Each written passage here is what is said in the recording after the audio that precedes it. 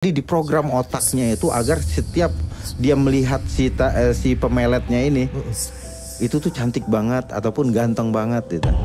Jin itu interaksinya tuh pikiran, hati, pendengaran, Mas. Di tiga ini dia bisa menguasai manusia yang frekuensi keimanannya lemah. Di saat proteksi yang mulai melemah, di pikirannya kacau, lagi stres di kerjaan, lagi ribut sama orang di sekitarnya, sama pasangannya, itu mulai turun. Disitulah sihir mulai masuk.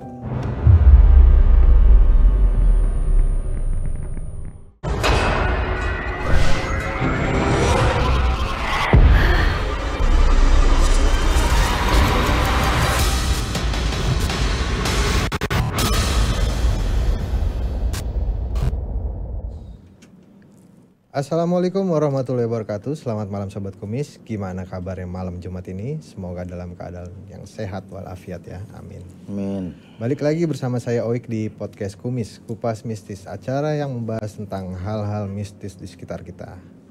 Dan tema kita malam hari ini yaitu tentang pelet, yaitu gara-gara sihir pelet pelakor. Dan saat ini telah hadir di studio kita tamu kita yang istimewa, beliau seorang pakar spiritual. Mari kita sambut Ki Geni Seketi. Ya. Assalamualaikum Ki. Waalaikumsalam warahmatullahi wabarakatuh. Malam Ki, apa kabar nih Ki? Sehat baik. Kelihatan sih emang sehat banget kayaknya. Udah lama banget nih gak mampir Kumis nih. Iya Mas, lagi sibuk juga kan, banyak kesibukan, syuting, terus usaha juga ada, lagi berjalan terus ya keluarga lah. Nah. Tapi kalau masalah konten-konten di YouTube nih masih aktif nih? Kalau untuk konten di YouTube masih untuk penjelasan-penjelasan, terus meluruskan hal-hal yang dianggap orang mitos dan lain-lain. Podcast horor berarti masih antusiasme masyarakat masih oke lah ya? Masih. Oke, konten-konten penelusuran nih? Penelusuran lebih di TV sih. Oh masih? Itu lebih di TV, penelusuran, mengupas rahasia di balik rahasia. Oke. Tapi boleh nggak diceritain sedikit kali ketika Ki Geni penelusuran tuh ada kisah-kisah mistis yang ya lumayan membekas lah di kepala gitu Ki? Banyak sih Mas, karena kan memang kita sempat juga yang di Bali itu. Di Bali itu banyak tempat-tempat yang memang dianggap sakral oleh orang awam, orang-orang warga sana, dan juga di Surabaya sempat ke Pemandian Jolotundo ya waktu kemarin, sama misteri yang ada di Sumur Lumpur Lapindo. Sumur Lapindo? Iya, di situ kita sempat syuting juga mengungkap misteri yang ada di sana. Kita boleh tahu nggak kalau Sumur Lapindo nih kira-kira ada apa di luar ini ya konteksnya? Kalau yang kita lihat sih waktu saat di sana itu emang ada kesalahan teknis dari perusahaan yang mengelola di sana. Terus ada juga seperti bisa dibilang itu bukan akibat dari orang saja, tetapi dari alam semesta ikut mengutuk seperti itu. Tapi bukan berarti istilahnya mungkin kan penunggu situ nggak suka atau gimana gitu? Lebih ke alam semesta deh Mas. Kalau penunggu itu kayaknya banyak ya. Tapi kalau alam semesta itu di saat itu tidak diperbaiki dan diambil dengan keserakahan tanpa memperhitungkan sesuatu yang diuntungkan dari mereka, itu bisa berakibat fatal, balik menghancurkan apa yang dikerjakan oleh orang ini. Oke. Tapi boleh tahu sedikit nggak Ki buat sobat-sobat Kumis di rumah? Katanya memang ketika kita ngambil hasil bumi atau hasil alam itu memang selalu harus ada ritualnya dalam tanda kutip. Sebaiknya sih ada Mas ya. Karena di zaman dahulu pun di saat seseorang ingin membuka sawah ataupun mengelola sawah untuk ketahanan pangannya, itu mereka ada ritual seperti terima kasih, mengucapkan terima kasih kepada bumi, ataupun seperti sedekah bumi lah, seperti itu. Bahkan sampai saat ini pun di pesisir laut yang ada di Indonesia Nusantara ini, mereka masih melakukan upacara sedekah bumi ataupun sedekah laut. Gitu, sebagai tanda terima kasih kita dengan hasil bumi yang sudah kita ambil. Niatnya seperti itu ya Ki? Iya betul. Nah satu lagi nih, kegiatan motoran nih masih nih. Dengar-dengar juga motornya nambah mulu nih. Apa benar begitu Ki? Iya, lebih ke ini sih dikasih orang Mas. Oh, Gimana kegiatan motornya masih jalan berarti? Masih. Masih jadi ketua Mobil. Mobil, Iya gitu. iya, klub mobil. Klub mobil juga masih. Sama motoran, Vespaan gitu. Aduh. Ya sama teman-teman artis apa semuanya ikut. Iya. Gitulah sama anggota-anggota apa. Pantesan sibuk banget ya. Ki, Ya. kita masuk nih ke pembahasan. Zaman sekarang nih kan lagi ramai nih dengan film-film horor yang mengaitkan tentang kejadian nyata. Ya. Salah satunya kan yang mau kita bahas ini nih. Cerita yang berasal dari podcast viral nih kayak Sihir Pelakor Sabdo Pandito nih yang sempat viral di YouTube. Nah, diangkat ke jadi film nih. Filmnya itu berjudul Sihir Pelakor yang akan tayang mungkin di bulan Juli. Itu salah satu pemainnya teman Vespaan saya itu. Wah, Fatir berarti emang Muchtar. udah deket nih berarti ya. Iya. Nah, dari judulnya aja kan Sihir Pelakor gitu. Heeh. Ke arah mana nih Ki? Kalau menurut Ki Geni nih maksudnya. Jadi Film kalau ini. kalau kita reaction dari film ini, Sihir Pelakornya itu lebih ke arah seorang wanita yang merebut laki orang, gitu loh. Saya juga belum tahu isi filmnya ya, tetapi udah lihat cuman trailernya aja. Sihir Pelakornya itu lebih ke arah di mana seorang ini sudah mempunyai istri, terus suaminya itu diambil sama cewek lain. Dan itu memang sering terjadi. Ya kan dari kata apanya sendiri pelakor itu kan perebut laki orang. Nah, terus kalau pebinor perebut bini orang, kan gitu. Jadi singkatan. Nah, di mana seseorang itu punya obsesi menginginkan pasangan dari orang yang sudah menikah, ataupun ya tidak mau mengikuti proses, inginnya yang instan. Itu pelakor biasanya. Tetapi ada juga pelakor yang memang ini udah dijanjikan ataupun mereka berjumpa di luar, tidak tahu status, akhirnya dijanjikan sesuatu dan ternyata si laki-laki ini sudah beristri. Nah, mau nggak mau timbullah perasaan. Nah, perasaan ini yang akhirnya terus-menerus berlanjut sehingga menjadi obsesi ingin memiliki seutuhnya. Gitu, Mas. Berarti itu kan secara bisa dibilang logika ya. Iya, logikanya. Kita kulik ke ranah mistisnya dulu nih Ki, kalau boleh. Nah, dalam film itu kan katanya di situ yang bermain ilmu pelet gitu. Nah, ya itu kan kembali lagi ke obsesi tadi. Di saat sesuatu yang diinginkan terlalu besar tetapi hasilnya tidak sesuai dengan yang diinginkan, akhirnya melakukan berbagai macam cara untuk menghancurkan rumah tangga orang, mendapatkan pasangannya. Dengan cara misalkan diguna-guna, disihir, terus dimasukkanlah dari makanannya, diritualkan.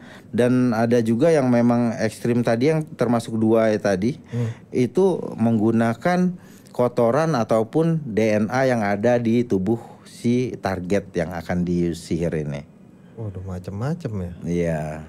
Yang menurut informasi tim komisi dapat nih, kira-kira mungkin katanya paling kuat tuh pelet yang sudah sampai berhubungan badan. Ternyata macam-macam ya Ki. Ada lagi yang lebih ini. Lebih ekstrim. Nah, kalau yang berhubungan badan itu biasanya itu menggunakan media dari susuk. Susuk yang ditanamkan di tubuhnya ataupun ditelan atau dibawa jimatan. Nah, itulah energi vibrasi itu yang akan mengikat seseorang yang sudah berhubungan badan dengan si penggunanya ini tadi. Yang akhirnya si target ataupun si user ini yang menggunakan tubuhnya ini untuk berhubungan badan tergila-gila dan tidak bisa lupa dengan rasa yang dialaminya tadi di saat berhubungan badan. Jadi itu salah satunya ya, salah satu yang misalnya pelet itu kuatnya di situ gitu. Ya, jadi itu termasuk kuatnya, tetapi itu bisa hilang dalam seketika kalau tidak berhubungan badan lagi.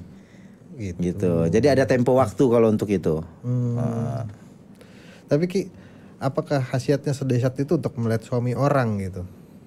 Dan jenis yang paling ampuh itu kalau misalnya dalam segi sekarang konteksnya pelakor. Ya. Seperti apa gitu sebenarnya yang paling ampuh tuh?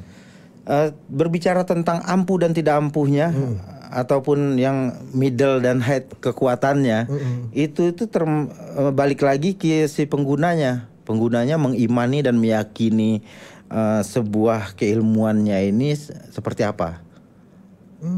Harus ada keyakinan di situ. Ya, di saat kita bersekutu dengan energi astral, di situ harus ada memang benar-benar penyerahan jiwa dan kepercayaan ataupun mengimani keilmuan ini. Di saat kita cuma coba-coba ataupun melihat teman yang pakai, kita pakai juga ilmu ini, itu nggak akan maksimal hasilnya. Tetapi di saat kita memang membutuhkan dan kita meyakini bahwa ilmu ini benar-benar ampuh dan dari sumber orang yang memang mumpuni dalam keilmuan ini, itu lebih hasilnya bisa dibilang 100%. 100%. Iya. Oke. Tapi kalau boleh cerita, Ki Geni sendiri pernah nggak dapet pasien pelakor ataupun ya wanita malam mungkin? Kalau sampai saat ini hampir 25 tahun praktek Mas di bidang sihir dan ya termasuk pelet lah ya. Udah banyak banget dan berbagai macam kalangan. Ada yang dari kalangan artis, kalangan pejabat, kalangan wanita malam. Dan ada juga mereka itu yang memang meminta untuk memelet suami orang. Tetapi kita melihat dulu konteksnya ini apa. Konteksnya jika itu memang benar-benar mereka dirugikan secara apa ya, bisa dibilang badannya udah dipakai, terus secara materi kadang dimanfaati.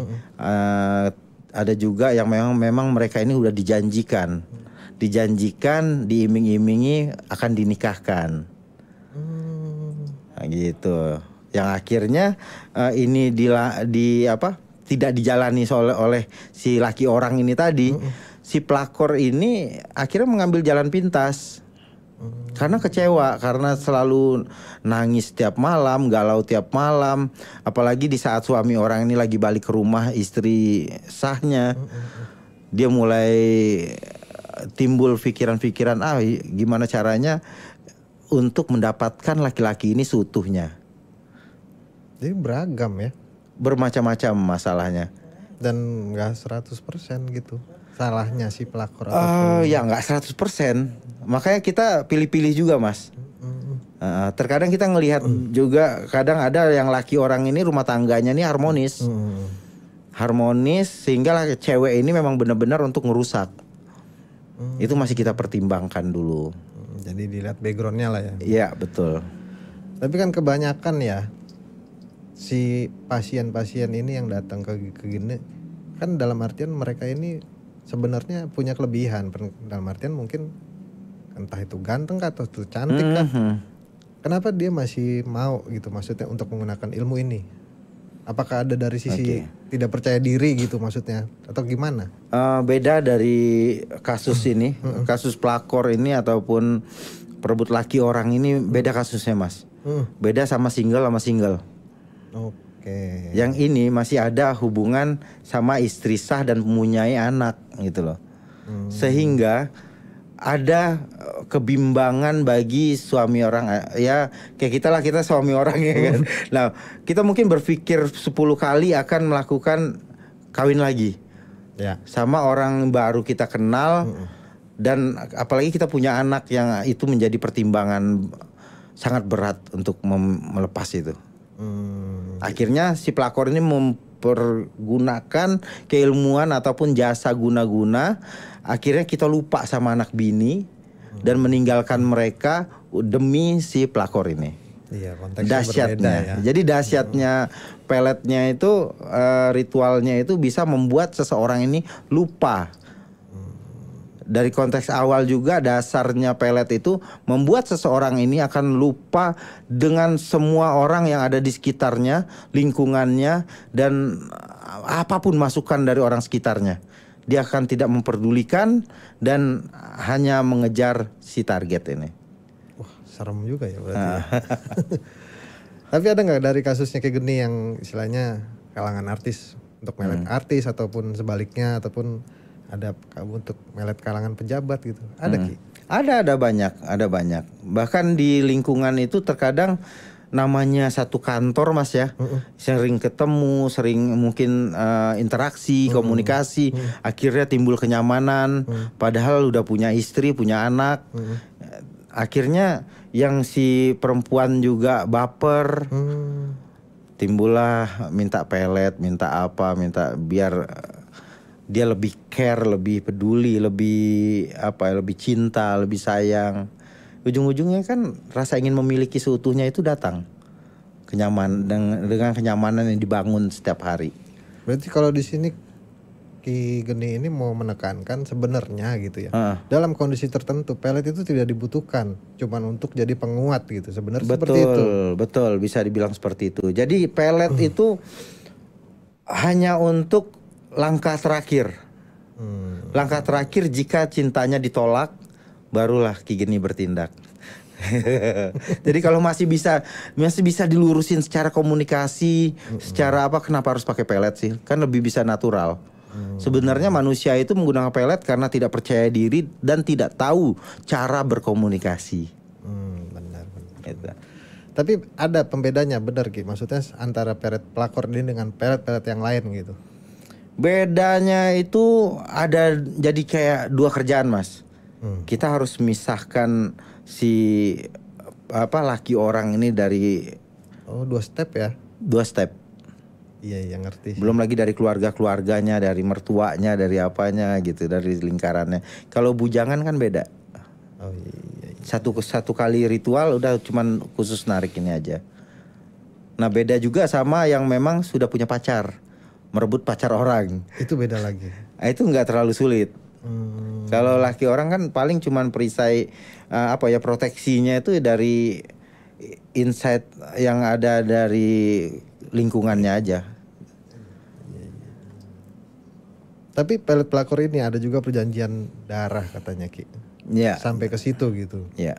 Soalnya kan beredar kabar di berita tuh ada yang menggunakan darah mens gitu ataupun air kencing tadi.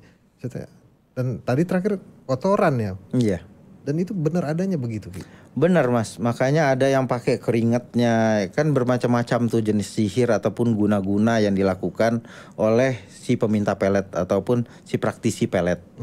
Ini bisa menggunakan darah ini sebagai media di mana sebuah perjanjian penyerahan jiwa itu dilakukan agar si jin ini bekerja dengan maksimal untuk mengikat ataupun masuk ke alam pikiran, alam perasaan si target ini.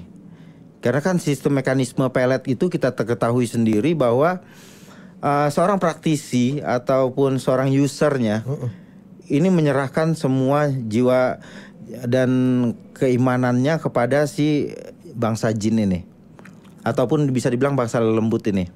Oke. Dimintalah sebuah permintaan untuk mengendalikan si target ini agar turut, patuh, tunduk, bucin dan sebagainya. Dan si jin ini akan pergi ke sana, masuk ke dalam pikirannya, masuk ke perasaannya, sehingga setiap hari, setiap detik, setiap waktu si target yang terkena pelet ini akan terbayang-bayang dengan afirmasi ataupun mantra-mantra yang diucapkan oleh si penyihir ini ataupun si penggunanya, ya. Waduh. Itu mungkin lebih jelas ya. Lebih jelas, emang jelas sekali sih sebenarnya. Jelas sekali. Cuman kan kebanyakan dalam artian ketika ngomongin pelet itu beda lagi, ada pelet kanan, ada pelet kiri gitu maksudnya. Oke. Nah ini yang mungkin penjelasan buat sobat kumis di rumah yang Ki Geni tadi jelasin tuh kira-kira kemana arahnya tuh? Lebih ke sihir sih Mas ya. Karena pelet itu nggak ada yang putih Mas.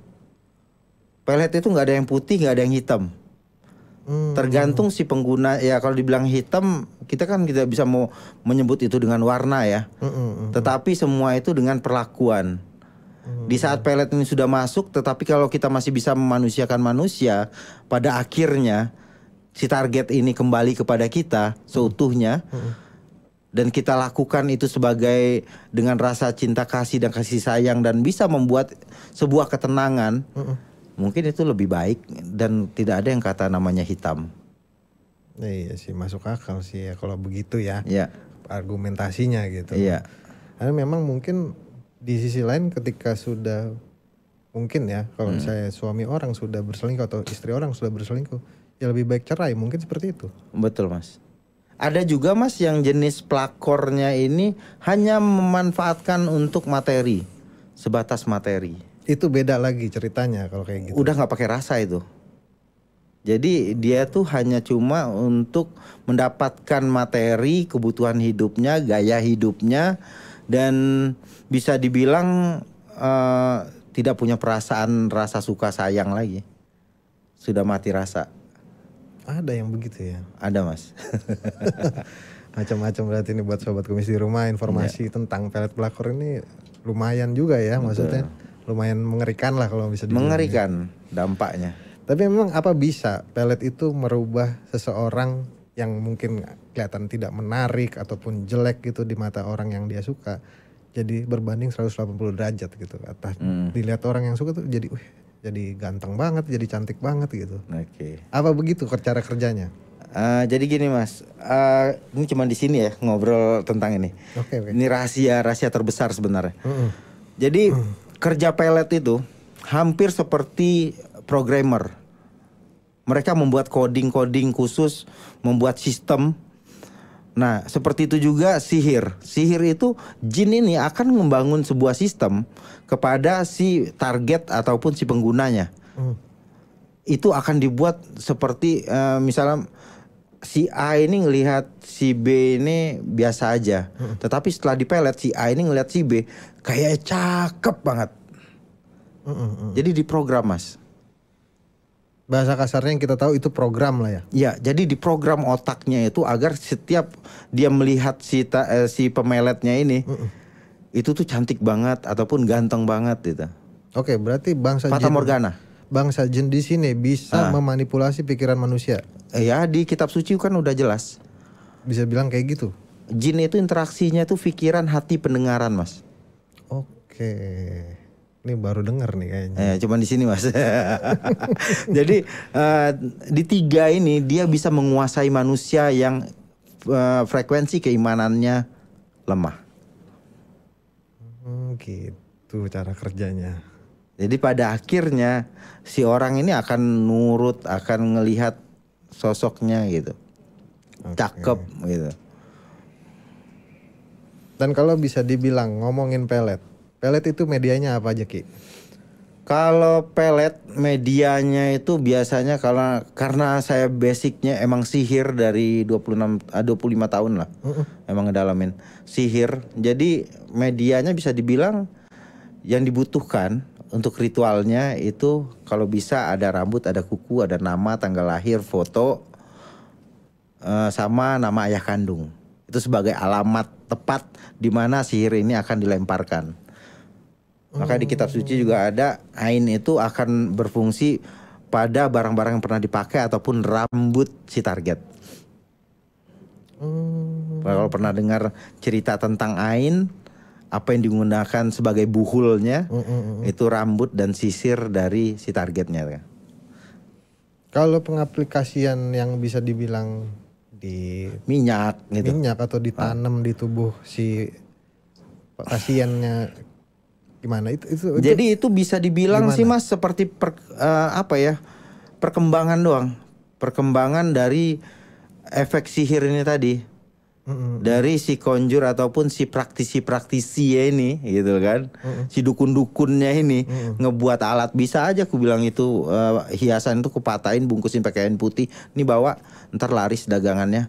Nih ntar bawa, nih ntar ceweknya bakal ini. Jadi itu cuma sugesti. Tidak 100% pure itu energi dari sihir. Oke, berarti ini ada ya yang istilahnya di sini sistem untuk sugesti itu kuat gitu. Salah satunya seperti itu ya. Iya. Di samping bantuan dari sihir tadi, jin tadi. Betul. Gitu. Nah, beda sama kayak susuk, Mas. Kalau susuk emas, itu kan biasa ada yang diusap, ada yang ditusuk kan. Itu kan mengandung merkuri. Oke. Itu bisa masuk ke kulit, pada akhirnya lebih cerah. Oh iya, benar. Ditambah lagi doa, mantra ataupun afirmasi. Itu kan suatu coding yang dibuat ataupun suatu sistem yang dibuat oleh seorang praktisi ini untuk sebagai perantara keinginannya. Tapi ada campur tangan jin tetap ada di sana. Makanya ada 4 lagi, jimat, rajahan, talikun, ramalan. Ini kan sumber-sumbernya. Orang bisa membuat jimat, orang bisa membuat rajahan, gitu kan? Ataupun dibalik rajahan dulu tulisan yang tidak sempurna, yang bisa dibawa seseorang mengandung sebuah energi dan bisa berpotensi mendapatkan manfaat. Terus ada jimat. Jimat ini ada juga yang dari rajahan yang dipercaya dan dibawa kemana-mana, akhirnya jadi jimat. Ataupun benda-benda lain yang dibawa akhirnya dipercaya. Nah, kita tahu nih, dua ini sumbernya dari mana? Dari jin, Mas. Mana ada yang dari macam-macam. Karena itu suatu kepercayaan. Jika ini tidak dibawa, pasti ada kurangnya percaya diri. Sugesti tadi ya berarti. Sugesti. Nah, balik lagi ke ramalan sama talikun, memprediksi seseorang dan memprediksi tentang alam semesta ataupun dunia. Seseorang cenayang ataupun seorang peramal itu mendapatkan sumbernya dari mana? Yang bisa mendapatkan rahasia. Dari jin juga. Iya, itu dia. Akhirnya apa? Nggak ada yang namanya ilmu hitam, ilmu putih. Ilmu sesat itu jelas ada. Ini Ki Geni ngomong seperti ini apa nggak bahaya ya maksudnya? Bahaya bagi dukun-dukun yang masih menggunakan itu tadi. Mereka merasa bahaya dan terancam. Nah Ki, kalau yang untuk ya mungkin kalau biasanya di kalangan anak muda nih, kan terkenal banget tuh yang namanya bulu perindu. Oke. Segala macam kayak mani gajah. Oke. Jaran goyang. Itu tuh termasuk apa tuh? Itu ada sesuatu kekuatan dari alami ataupun dari alam semesta yang akhirnya juga dipercaya, Mas. Tetapi ada sumber yang asli dan ada yang palsu. Bukan palsu sih, dibuat-buat. Palsu dong Ki. Oh iya juga. Oke, berarti itu sama cara kerjanya. Cara kerjanya mereka itu ada yang bertuah, ada yang enggak. Nah itu kalau kita balik lagi ke tempo dulu, zaman dahulu, itu tuh orang mencari itu barang tuh yang bertuah. Dan kadang ada juga di keluarga kita tuh, wah ini anak yang bertuah nih. Kan dari kata bahasa Melayu kan, bertuah itu berarti seorang yang terpilih, gitu. Dia terpilih sebagai seorang yang spesial, yang akhirnya tuh bertuah ini tuh kayak bulu perindu. Bulu perindu itu yang bertuah itu tidak sengaja dahulunya didapatkan dari sangkar burung yang diambil dari rerumputan. Nah itu di Instagram ada aku jelasin juga jenis rumputnya, bahkan rumputnya kita iniin review gitu. Berarti bentuknya itu banyak. Oh banyak. Yang bertuah. Tapi nggak ada tuahnya, kenapa? Buat apa? Sama kayak keris banyak di pasaran, Mas. Tetapi keris yang memang dibuat dengan kasih sayang oleh empunya dan mempunyai filosofi dan cerita yang panjang, itu bertuah. Tapi keris yang kita beli di online ataupun di toko-toko yang ada, ataupun orang ngejual gitu secara produksi massal, sama bentuknya, sama persis bahannya, sama persis meteornya, tetapi tidak bertuah, tidak mempunyai cerita, ya percuma. Oke. Jadi kembalinya kan ke energi. Apa yang dibentuk oleh alam dan mempunyai proses, itu akan menimbulkan sebuah vibrasi dan energi yang energi ini bisa bermanfaat untuk orang banyak ataupun untuk diri si pemegangnya. Pernah nggak sih Ki, kalau ngomongin pelet lagi nih, pelakor ini dalam perjalanannya memelet suami orang ini tidak berhasil? Oh, ada. Sebabnya apa? Sebabnya biasanya di si pemintanya, Mas. Gimana maksudnya nih Ki? Boleh dijelasin? Tadi di awal kita sempat koreksi, sempat cerita juga tentang pelet ini harus diserahkan jiwa dan percaya. Oke, berarti dia kurang ya? Betul. Ada kecemasan, ada ketakutan. Sebenarnya ini nggak bisa saya ceritakan karena ini treatment dari pelet sebenarnya. Takutnya banyak dukun-dukun yang memakai kata-kata ini. Tapi intinya mereka tidak menyerahkan 100%, intinya betul. Seperti itu. Makanya mungkin tidak berhasil. Bukan karena faktor si suami orang ini punya pegangan segala macam. Untuk pegangan, untuk hodam, untuk leluhur ataupun proteksi yang dia pakai, itu sama seperti keimanan seseorang, naik turun. Oh gitu. Sistem sihir standby mas. Sihir di saat sudah diterbangkan ke si target, itu akan standby 24 jam. Melihat frekuensi kita, bagus gak? Di saat proteksi yang mulai melemah, di pikirannya kacau, lagi stres di kerjaan, lagi ribut sama orang di sekitarnya, sama pasangannya, itu mulai turun. Disitulah sihir mulai masuk. Berarti serem juga dong kalau misalnya kayak gini ya. Ya makanya kenapa bisa dibilang sih orang beriman itu ya kalau bisa distabilkan. Orang yang sudah beriman berarti orang yang sudah ini sebenarnya nggak etis lah kita berbicara tentang agama ya. Tetapi sedikit masukan juga ataupun edukasi untuk kita di saat kita mempunyai aura yang positif, nah, misal aura aja deh lebih enak ya. Jadi saat kita mempunyai aura yang positif, pertahankan itu. Yang akhirnya itu happy, enjoy, wish. Tapi kan memang ini juga salah satu pengetahuan ya Ki ya. Maksudnya mungkin di luar sono ada pertanyaan-pertanyaan yang agak miring. Orang rajin sholat tapi kena pelet juga kayak gitu. Ya. Mungkin salah satunya kayak gini. Ya, karena cuma gerak, tapi hatinya tidak dikelola, ataupun pikirannya tidak dikelola. Ya, dan naik turun ya masalahnya. Dan itu tadi stabil. Karena cuma dibaca tapi tidak mengerti. Bisa jadi begitu. Artinya seperti itu. Sama kayak kita ngebaca sebuah filsuf itu terkadang hanya yang tertulis. Iya, padahal artinya lebih dalam. Iya. Filsafat yang tersiratnya itu lebih bermakna sebenarnya. Yang tersurat dan tersirat kan. Oke. Kepo dong Ki, kalau boleh tahu nih. Maharnya, kalau boleh tahu ya. Maharnya berapa sih untuk pelet pelakor ini biasanya? Kalau itu beda-beda mas. Kenapa beda-beda Ki? Hah? Kenapa beda-beda? Ya kalau disamain semua nggak bisa. Karena beda pengerjaan. Oh gitu. Berarti tergantung tingkat kesulitannya ada begitu. Itunya tuh ada level-level itunya. Ada level-levelnya.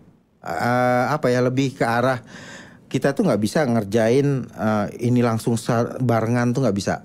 Wah kita harus misahin dia dulu nih baru langsung pelet gitu dalam satu malam. Nggak bisa mas. Makanya 1 bulan itu paling ngerjain tuh cuma 2-3 klien. Berarti kalau dihitung lama pengerjaannya, misalnya sekali ilmu pelet ini, misalnya 41 hari gitu atau 40 hari gitu ya. Berapa lama berarti?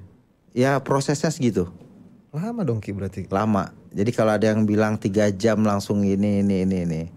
Tuh kita nggak bertanggung jawab. Nah kalau ceritanya ini si target sudah kepelet, kekunci kan berarti ya. Ada nggak sih penawarnya? Penawar untuk menghilangkannya? Ya, tapi mungkin kalau di sini penawarnya kan mungkin nih orang ini orang biasa yang nggak melek soal gini-ginian ya gitu. Istilahnya mungkin orang awam yang nggak tahu nih gue kepelet atau seperti apalah ceritanya. Ada nggak sih penawarnya Ki? Penawarnya itu sebenarnya lebih ke arah dengan ilmu yang sama sih harusnya. Bahkan kalau bisa lebih di atas itu. Menurut Ki Geni seperti itu ya. Bisa juga dengan mungkin terapi-terapi ya. Kita kan semuanya harus berikhtiar lah ya semuanya. Harus mungkin dengan cara agama, diajarkan dengan cara apa, ruqyah atau pembersihan atau apalah larungan atau ruatan. Tetapi harus sering. Tetapi harus juga dimasukkan unsur psikologi. Di mana seseorang ini harus diajak ngobrol, dibukakan cara sudut pandangnya, karena kan kita ketahui yang diserang itu pikiran dan perasaan, sehingga yang bisa membenarkan dan membersihkannya itu dalam 2 cara ini tadi, pembersihan secara jasmani dan rohani dan secara pikirannya tadi, spiritual. Oke, berarti bisa ya sebenarnya. Ketika orang kena pelet yang terasa itu kepikiran mulu segala macem, terus ketika dia mulai cerita ke orang nih kayaknya gue sesuatu nih di kepala gue gitu maksudnya, itu bisa mengurangi efeknya dong. Bisa mengurangi efeknya, tetapi belum untuk membersihkannya semua. menyadarkan. Kita hanya berusaha untuk menyadarkan. Kecuali si pelet ini tadi dilepas sama si pengerjanya tadi, penyihirnya tadi. Dilepas baru udah gitu. Baru bisa. Dan itu pun pasti bakal linglung, Mas. Linglung seperti apa, Ki? Linglung kayak kosong, kayak bingung kemarin kenapa ya. Terus ngelihat si pemeletnya itu kok jadi jelek ya gitu. Kok saya mau ya sama dia gitu. Oh gitu, Ki ya? Iya. Ada gak sih, Ki, cerita pelet ini tentang seseorang yang memang dalam tubuhnya tuh sudah ada unsur peletnya. Jadi semua orang tuh pasti suka, pasti seneng. Ada gak yang kayak gitu? Dia mempunyai energi karismatik ataupun dia memang punya dari energi leluhur biasanya. Bukan ya kayak kalau orang bilangnya hodam leluhur. Dia punya hodam bagus nih auranya. Jadi gampang untuk terlihat ataupun menarik lawan jenis gitu. Ada. Tapi ceritanya itu bukan pelet berarti ya? Bukan pelet, tetapi pengasihan ataupun pemikat lah. Oke. Energinya hampir sama, Mas. Energinya hampir sama. Hampir sama, tetapi yang ini hanya di ini udah ada di badannya. Udah ada di tubuhnya. Tidak perlu diritualin lagi. Jadi saat seseorang ini melihat kita, orang itu akan terkesima melihat, terus kayak tertarik gitu. Attraction lah, jadi itu menarik. Boleh nggak, Ki, sedikit kasih tahu ketika orang datang ke Ki Geni untuk minta tolong peletin ini, ada nggak sih itu sebenarnya efek samping buat si peminta ini gitu? Efek samping sih bakal digila-gilain ya. Jadi dia harus siap, nanti si targetnya ini akan tergila-gila sama dia. Makanya butuh konsultasi dulu, Mas. Jadi kalau di tempatku itu harus konsultasi dulu, kita harus bedah dulu semuanya, dan si peminta pelet nih harus kita cerdaskan dulu agar di saat ritual ini berjalan dan hasilnya sudah kelihatan, itu udah enjoy, dia udah bisa memanusiakan manusia, ada treatment khususnya. Iya ya, mungkin kalau dipikir lebih jauh lagi, yang minta pelet ini ketika si targetnya udah tergila-gila, siap nggak ya? Oh, itu ribet. Kan nggak semuanya siap gitu. Betul, makanya biasanya dikurangin kadarnya. Tapi ilmu mistis seperti ini gitu ya, pelet atau bisa di-upgrade nggak? Kayak macamnya mungkin ilmu pelakor ini ada nggak sih lebih tinggi lagi peletnya gitu? Untuk upgrade sih ada. Contohnya seperti apa ya, Ki, kalau boleh? Oh, lebih diperkuat, misalkan gini. Misalkan si target pelet ini sudah diritualkan dan sudah terkena pelet, udah bucin misalnya. Tetapi di sekeliling dia, teman-temannya, keluarganya melihat ada suatu tingkah yang aneh dari si target ini. Akhirnya melakukan pembersihan ataupun disadarkan dengan cara yang tadi, diajak kemana-mana gitu kan, untuk disadarkan. Nah itu harus dilakukan upgrade untuk memperkuat.